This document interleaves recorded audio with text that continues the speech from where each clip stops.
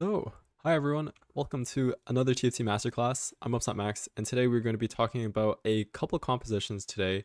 They're hidden OP based off of a certain condition. And most of these conditions are augments, but we'll get into them. As you see, we'll be talking about Gnar, Janna, and Kobuko. There's some certain augments that will allow you to play these comps, and it's extremely strong, and even better because you will be uncontested most of the time. So let's get straight into it. We'll be talking about some hidden OP slash strong comps on the patch 14.7b. E3 are all going to be reroll comps. So Janna, Diana, Dragonlords is the first one, then Lucky Paws, Kobuko, and then we'll end off with Gnar, Kindred, Ghostly reroll. Basically, it's pretty important to learn off meta comps because right now the meta is a bit limited, which means that you will be contested for your compositions at least most of the time. So learning these off meta comps, being able to take different lines when given the opportunity is super helpful. It'll allow you to top 4 and hopefully go even higher with that and be uncontested. At the very end, we'll do a recap of everything we talked about today and a Q&A for any of those that are in the voice channel. All right. So the first one is Dragonlord's Janna Diana. This was talked about, I think, at the very start of the sets. It was pretty strong and it kind of fell off a bit, but here it is now back with the recent buffs to Diana. Basically, Diana got a pretty significant mana change, a positive mana change. So now the unit is quite good. So the composition, the conditions to play this comp, there's a couple. So March Progress, I'll explain why, but essentially because Janna is a 2 cost and Diana is a 3 cost, you're kind of in an awkward spot where you don't want to be rolling on 6 just for Janna, but then if you're rolling on 7, it's a little bit harder to hit Janna, but it's easier to hit Diana, but also it costs more gold because you're now level 7. So March of Progress really fixes that issue.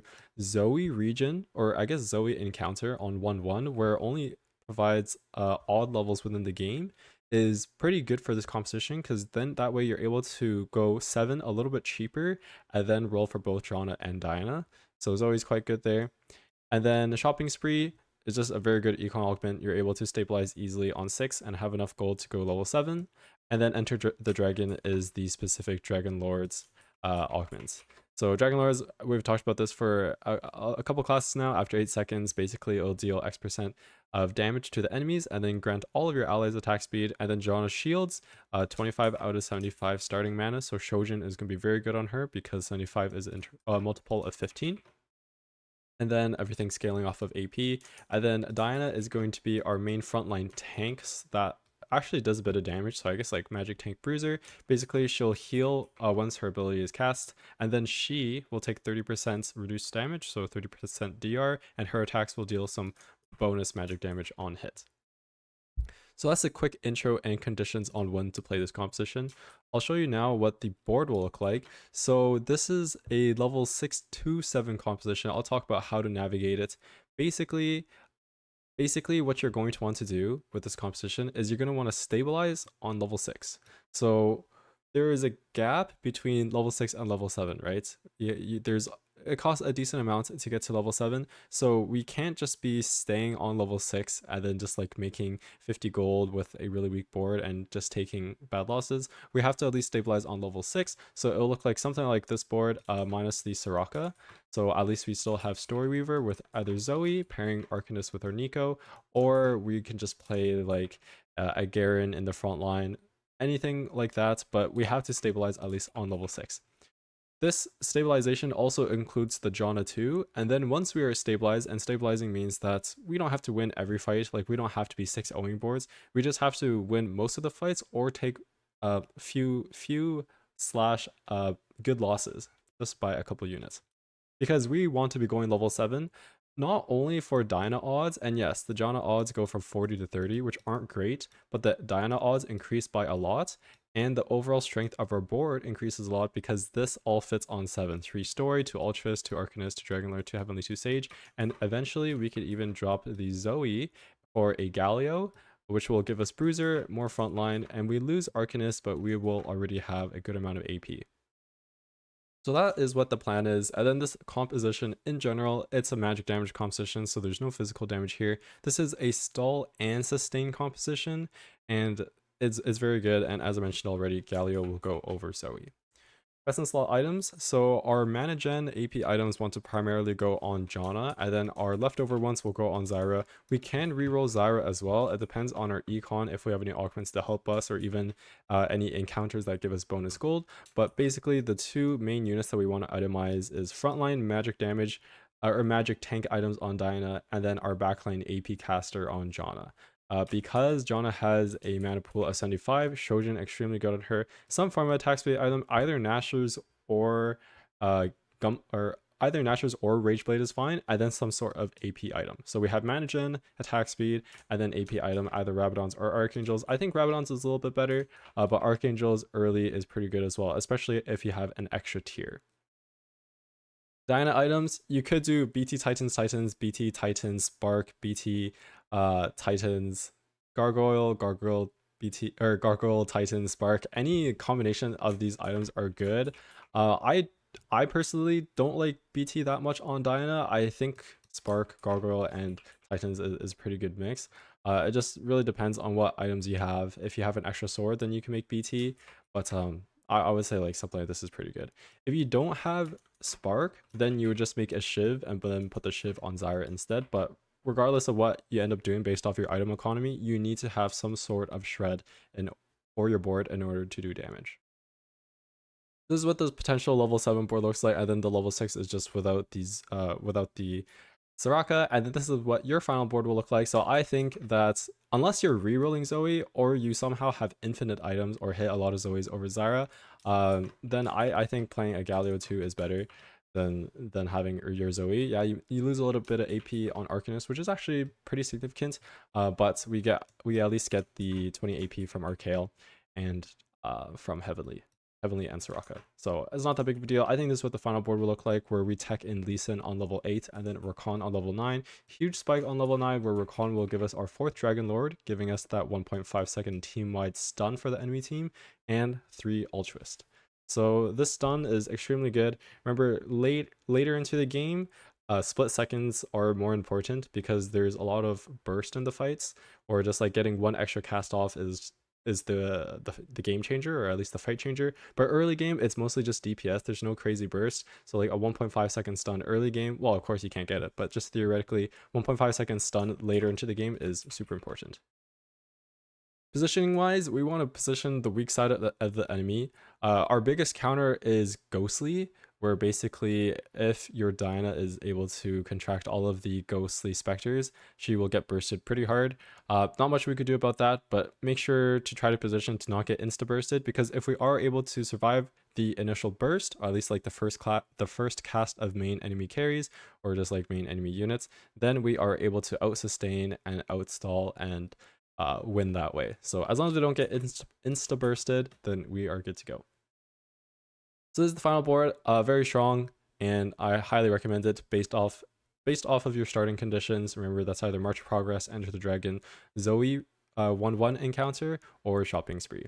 The 5th one is if you have a Diana and Janna drop box and you already have a starting item, so like a Shojin, then you can angle that as well. But it's kind of hard to transition or play if you don't have any one of these conditions at your hand.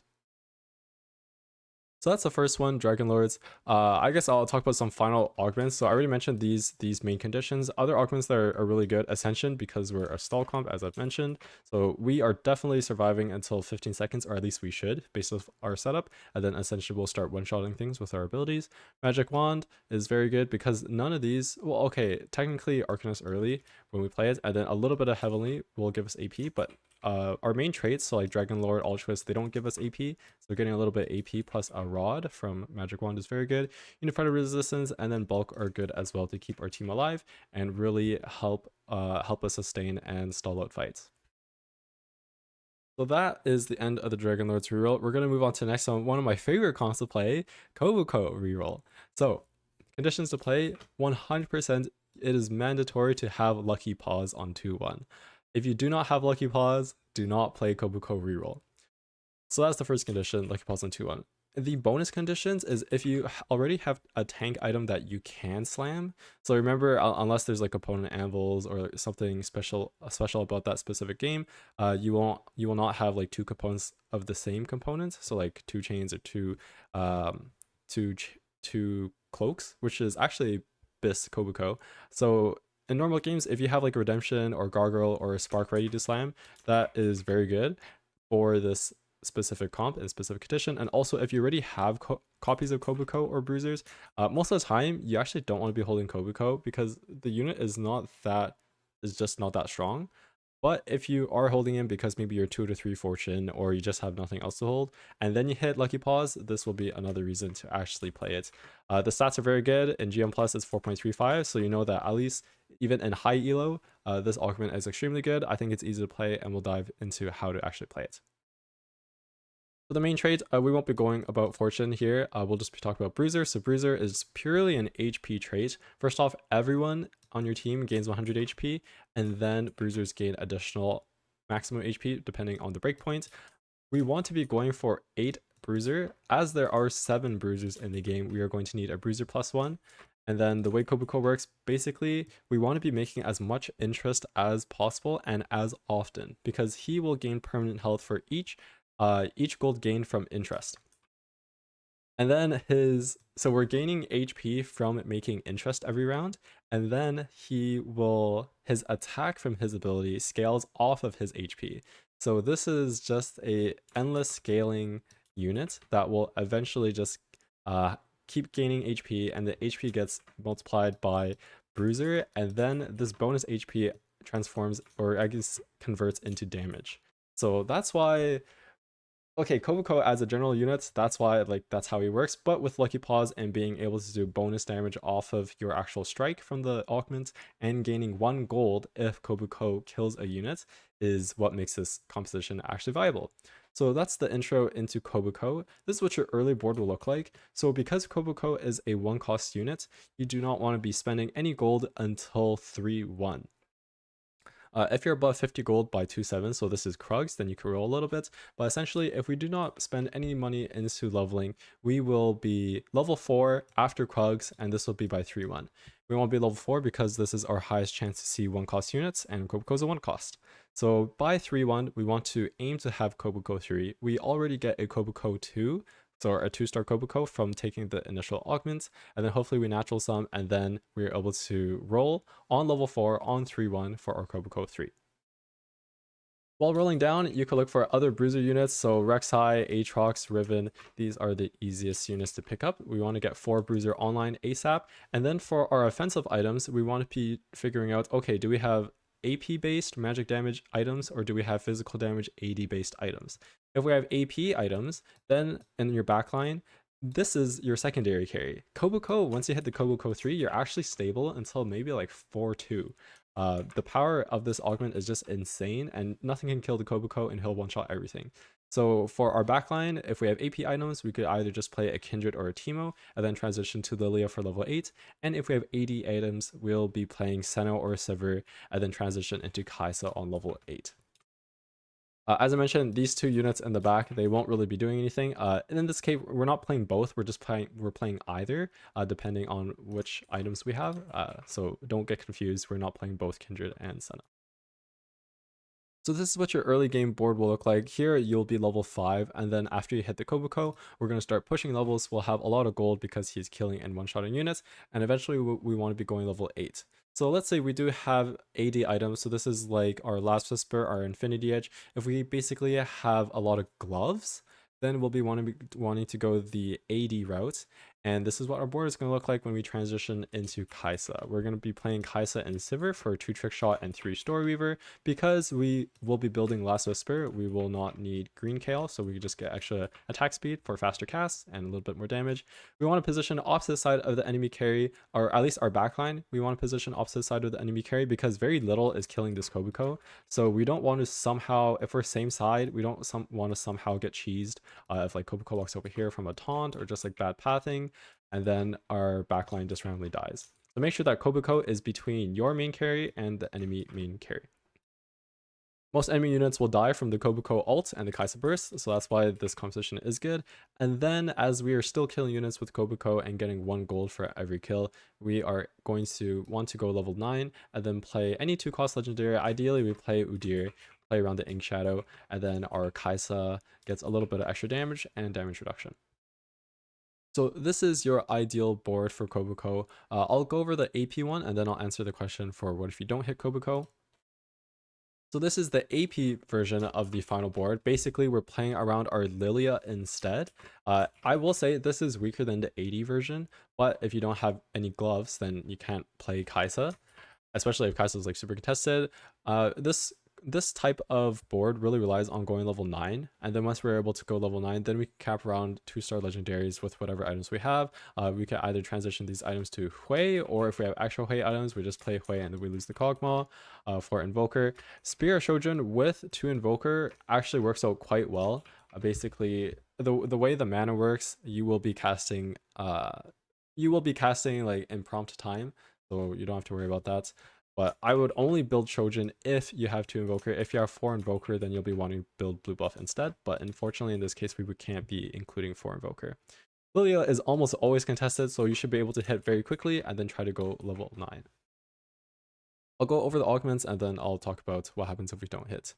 So the main augments, well, first off, Lucky Paws in order to actually play this composition. And then the best augments that you can hit for this comp is Well-Fed, Bruiser Crest, and Crown. So you're able to fit in 8 Bruiser. And then heavy hitters. And then the way heavy hitters interacts with Kobuko, you might have guessed it, extra HP per round from interest into Kobuko, and then extra HP translate into more damage from his cast, and more AD and AP from heavy hitters. That's why it's so good. And then Ascension, because this is, well, you have infinite frontline, so your board is going to stay alive. And then Unified Resistance for resistances, because your frontline has so much HP, but no resistances. So being able to combine those two statistics or stats will increase your effective tankiness. So what if we don't hit Kobuko on 3-1? Shall we roll to 0 gold? I would stop at 32. That way you're still able to make 40. I would not drop below 30. It's a tough choice. If you're 1 off and you're around like 40 gold or at least like 35 gold, then perhaps I'd still keep going. But you don't want to be dropping too low for a couple of reasons. Number one, if you drop too low, then Kobuko loses bonus HP from his passive. But the thing is, if you hit that Kobuko 3, then you're able to build your econ up a lot. Really fast compared to regular situations. So if you're 1 off and you have like reasonable amount of gold, like around like 30, hopefully like 35, then I would keep rolling for that Kobuko 3. But if you're really not close, then I would not send it that low, and I'd probably even stop at 40. But minimum stop at 32 if you're not close. Good question. Okay, so that is the Kobuko reroll, and then the very last one, quite uncommon. I've seen a couple different variations of the way this is played, is the Gnar Kindred reroll, so just the Dryads reroll. The conditions to play this composition is based off of your 2-1 augment and the average lobby board. So if you have the option to choose Mulched or Gargantuan Resolve on 2-1, then this could be a direction to play Gnar Kindred. Now, Gargantuan Resolve 2-1 is almost an instant take because, oh, sorry, for those that just joined, do you mind muting your mic? So Gargantuan Resolve is almost an instant take. The augment is just extremely good, and the fact that it gives you a Titan's Resolve just from choosing the augment is super good. So that's almost an always take. And then Mulch is just very good for this specific composition because we'll be getting a lot more Dryad stacks. And the way Dryad works is Dryads will gain AP and health, and then the more enemies you kill, or every enemy you kill, you will gain permanent additional health. So you want to be killing enemies, and the more enemies you kill, the stronger, I guess, you get based off your HP, or like increasing your HP. That's the first way. The second way, or I guess the second edition, is scout around. If there are a lot of players playing Yone/Duelist and you still won't have items for like an AD Bruiser, so this is like BT, Titan, Steric, then Gnar is your way to go. And then the third one is if you already have early Gnars or Kindreds, then playing this composition is even easier. The way Gnar works, Gnar is going to be our frontline AD Bruiser, and Kindred is going to be our backline AP caster.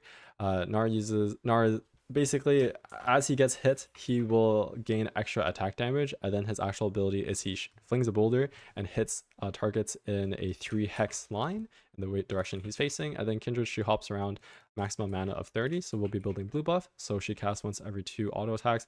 She deals increased damage to the unit she is attacking, and then less damage to the nearest enemy. So that is the intro into the Gnar Kindred reroll. Here is what a level 6 board can look like.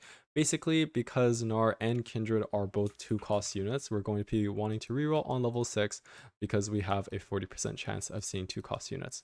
So none of this like Janna, Diana, where we're pivoting between level 6 and 7. We're just going to be staying level 6 until we hit the Gnar and the Kindred. We'll be aiming to level 6 on either 3-2 or 3-5 because this is the perfect interval timing to go level 6. And we're going to stay on level 6 until we hit both Shen, because we are going to be playing Shen. If you are able to Shen 3 as well, that is extremely good. However, it depends on your econ, depends also if you have items for the unit, and definitely prioritize Gnar and Kindred instead. A very strong opener to play is the Faded opener, and then we just carry around Kindred. Duoing with our Gnar, but at least being able to activate Kindred's traits is very good. And here we'll be pairing Kindred and Ahri for more attack speed and AP on the Kindred, as we already have frontline, so we don't need to link the Thresh. Now, since we are going to be rolling on 6 for a while, there is still a 5% chance to see a 4-cost unit per shop slot. So if we are able to high roll an Ornn, then we'll drop the Faded units for Rek'Sai plus Ornn for 4 Dryad. And if we high roll a Kayn, then we drop the Faded units Thresh and Ahri for Kayn, and then we will also play Aatrox for 4 Ghostly plus 2 Reaper. This is if we high roll. If we don't, then we could just play this board instead until we hit, and then we will pivot off as we push levels.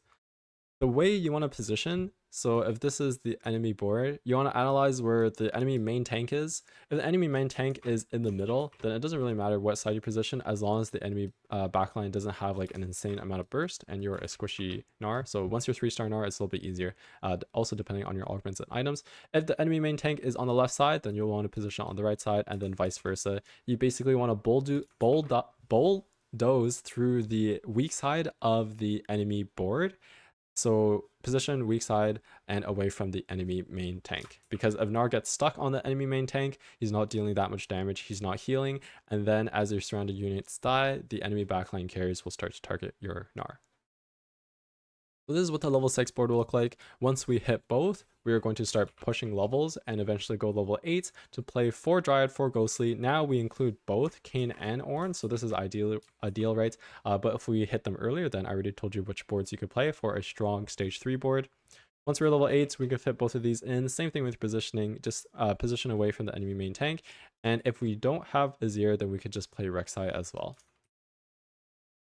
Once you stabilize on level 8 with your 4-cost units, you can then go level 9 and start looking to play legendaries. Set is actually a very good unit in this composition, and then you will start benching your Gnar and your Ornn. Remember, Set gains increased attack damage based off of how much health he bench presses, or I guess he squats, based off how much health he squats. And because we are gaining so much health from Dryad, you will gain a lot of AD from your sets, and very good unit. Also, he's a Warden, so even though it's 3 out of 2 your Warden, one of his traits is still activated.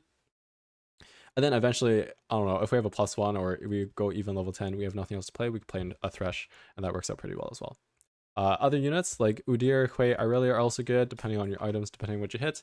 Most of the time, you'll be going level 9 pretty late because we are rolling on level 6, so just whatever you hit to play your strongest board. Oh, that's a good point. Set is also very good in the Kobuko comp, and then you just squat the Kobuko and gain a lot of AD.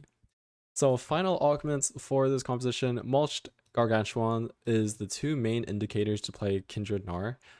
Heavy hitters will come on 3-2 or 4-2, and then that is a very, very good augment for this comp. However, it's just going to be Mulch and Gargantuan that gives you this direction. Other augments, Ascension, Unified, Dried, Crest / Crown, but Boom is very good. I think it's like okay on Gnar, but it's mainly very good on Kindred because they cast so often. I think Combat Caster, same thing, and then Featherweights because our main units are going to be 1 or at least 2 cost units. I should have put 2 healthy on this as well. 2 healthy is a very good augment in this composition as well. And that is it. So I will do a quick recap on everything that we talked about today. Today we just mentioned some more of the hidden strong / OP compositions depending on your augments on this current patch. So if you're always contested playing Yone, always contested playing Duelists, Faded, I guess no one's really playing Bard, but Bard's actually still pretty decent.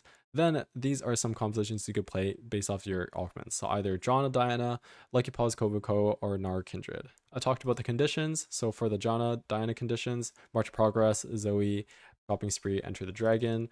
For uh for the Kobuko comp, you need to have Lucky Paws 2-1, and then ideally some tank item to slam already, and then if you have any extra copies of Kobuko or Bruisers before you take the augment, that is even better.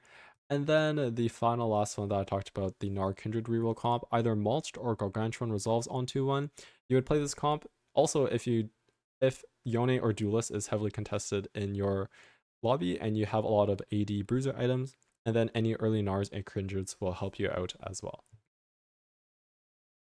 So that has been everything for today. Thank you all for watching, and now we'll enter the Q&A session for those that attended the main class. Thanks for watching.